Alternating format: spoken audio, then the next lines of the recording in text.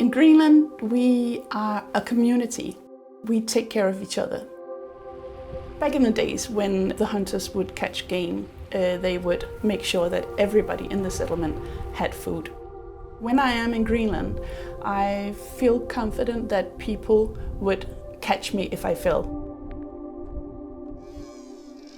In a tiny workshop in Nuuk, Nadia Anarak-Koitsman carefully shapes a piece of metal. To the untrained eye, it's an unidentifiable sea creature. But for Nadia, it's an important Inuit symbol.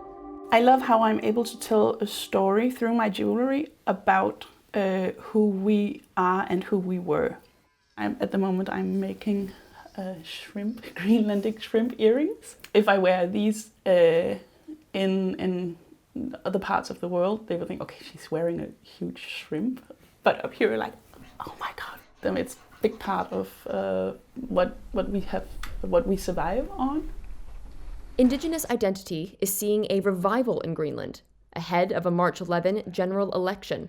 The vote was called after U.S. President Donald Trump said he wanted to acquire the strategically located Arctic island. Trump's interest has shaken the status quo, and combined with the growing Inuit pride, has led some locals to view the election as a historic chance to free Greenland from Danish influence.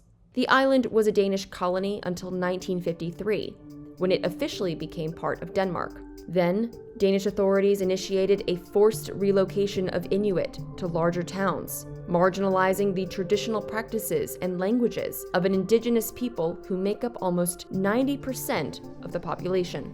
For many years, it was embarrassing being Greenlandic for a lot of people, and they would suppress the Greenlandic culture and trying to be more Danish in their appearance, in their way of living. Relations between Greenland and Denmark have been strained over the past decade by revelations of historic misconduct by Danish authorities, including the removal of Inuit children from their families and forced contraception for women and girls. In 2022, Denmark publicly apologized to the victims of a 1950s experiment in which children from Greenland were taken to Denmark. As understanding about colonial repression spreads, the Inuit cultural resurgence in Greenland has taken off. Without culture, there would be no identity. My name is Kim Kleist Eriksson, and I'm an artist in Greenland. I do art with walrus tusks and walrus cranium, and I've always been interested in strengthening our Greenlandic culture. Eriksson's carvings aim to keep an old Greenlandic art form alive. For him, this cultural renaissance is intertwined with the political push for independence. I want to share my knowledge, so I've been working in trying to create a workshop for my own where I can teach other people that want to learn the art. What's independence for me? So our culture will be much stronger, I hope. The independence movement here has been growing since the 1970s and is supported by all main political parties. But they differ on how and when it could be achieved, given the country's reliance on Denmark for half its annual budget. Reuters spoke to more than a dozen Greenlanders, all of whom said they favored independence from Denmark and the United States. As of late, I've noticed a different shift in the politics due to Trump's interest in Greenland. I know he wants to buy it, but what kind of guy tried to buy a country in 2025? A recent poll indicated that 85% of Greenlanders don't want to become part of the US. I was kind of in disgust that he wanted to do that. I'd love to work with the United States and not be part of the United States, but be proud Inuits of Greenland and our own government here.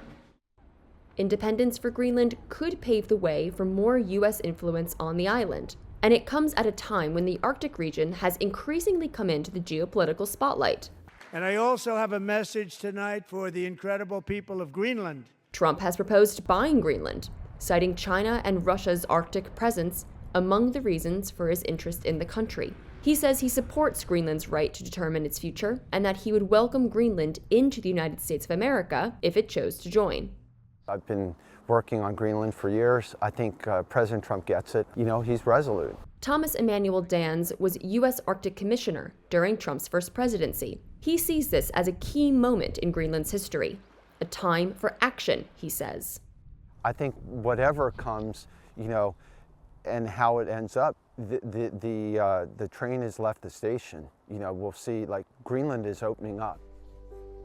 Despite what many see as a historic chance for independence, worries remain. Like most Greenlanders, Kreutzmann wants her country to become independent, but understands the road is long. I'm actually really, really concerned that we would become independent too soon. Because I'm scared of our economy and who would be able to lift up society, keeping it where it is now. We like our society as it is, and we just want to be Greenlandic.